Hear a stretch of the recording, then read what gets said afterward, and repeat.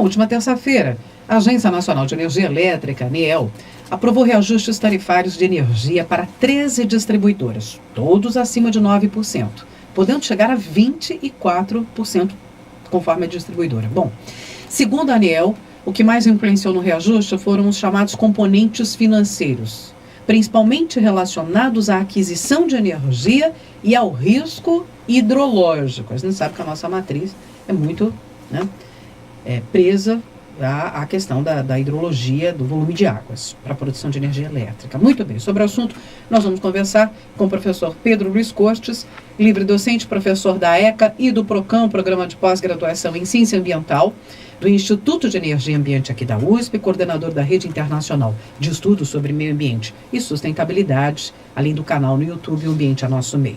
Bom dia, professor Pedro. Bom dia, Roxane, bom dia, ouvintes. É um prazer falar com vocês. Muito obrigada, e vamos entender o que é que levou a esse aumento e bem acima da inflação. A energia elétrica está pesando muito no bolso para o consumidor.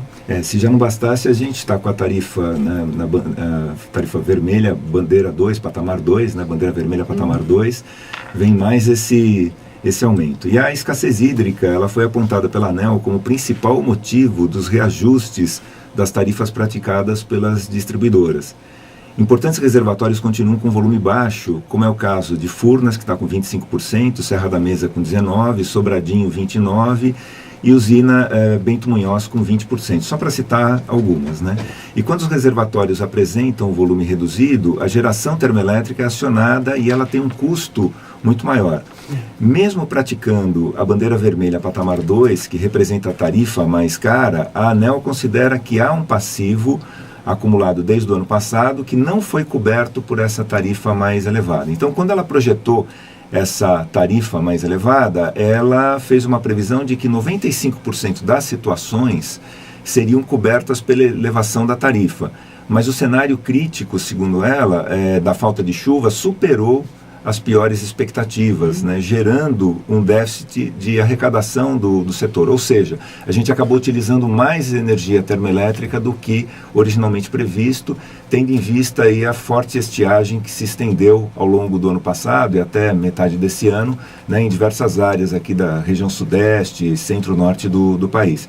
O problema é que a falta de chuvas ela deverá persistir até meados da primavera. Então a gente não está livre ainda desse cenário, ele deve continuar bastante crítico, pelo menos até a metade do semestre atual. Há a perspectiva de um novo El Niño, o que poderia aumentar as chuvas na região sul e também na parte sul da região sudeste, caso ele fosse um El Niño forte. Mas esse novo El Niño poderá ser fraco, a tendência é que ele seja mais fraco do que o habitual, segundo os prognósticos atuais. E ele poderá não ser a solução para todos os problemas de escassez, inclusive para o abastecimento de água na região metropolitana de São Paulo. Então, isso é uma questão que afeta não só a geração de energia hidrelétrica, mas também o abastecimento de água para consumo das pessoas, das empresas. O segundo semestre de 2018 poderá ser parecido com o segundo semestre de 2014, com uma distribuição irregular de chuvas que deverão atrasar. Há um certo consenso entre os meteorologistas a respeito disso, e com um aumento de temperatura. Então isso poderá atrasar a recomposição dos mananciais, a retomada aí do nível dos mananciais, dos reservatórios.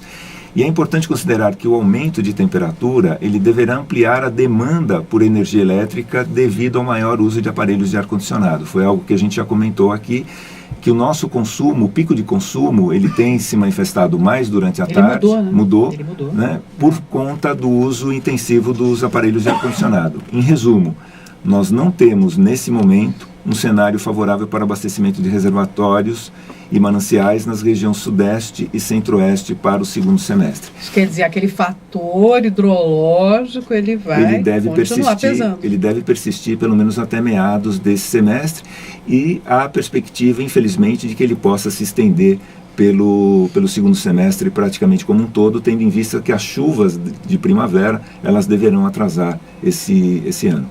Vamos continuar pagando caro pela energia elétrica. Infelizmente, sim, e com um valor acima da inflação.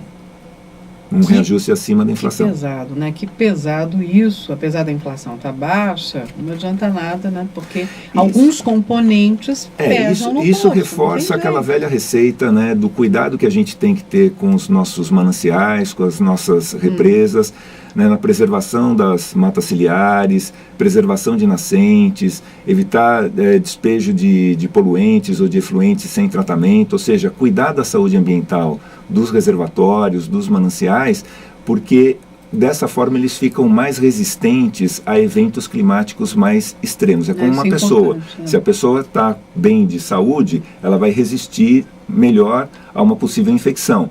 Caso ela tenha uma deficiência de imunidade, essa infecção pode se manifestar de uma maneira muito mais severa.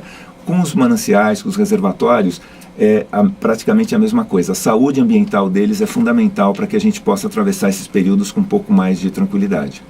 E da parte de quem faz o gerenciamento dessa situação e por parte do consumidor economizar. Sim, sem dúvida. Caminho, né? É o caminho. É o caminho, economizar. Vamos continuar pagando alto, é o resumo da ópera, pela energia elétrica. Professor Pedro Luiz Cortes, do Programa de Pós-Graduação em Ciência Ambiental, do IEE, aqui da USP, coordenador da Rede Internacional de Estudos sobre Meio Ambiente e Sustentabilidade, trazendo sempre para a gente uma reflexão, uma análise sobre um fato, né, ligado ao meio ambiente na semana.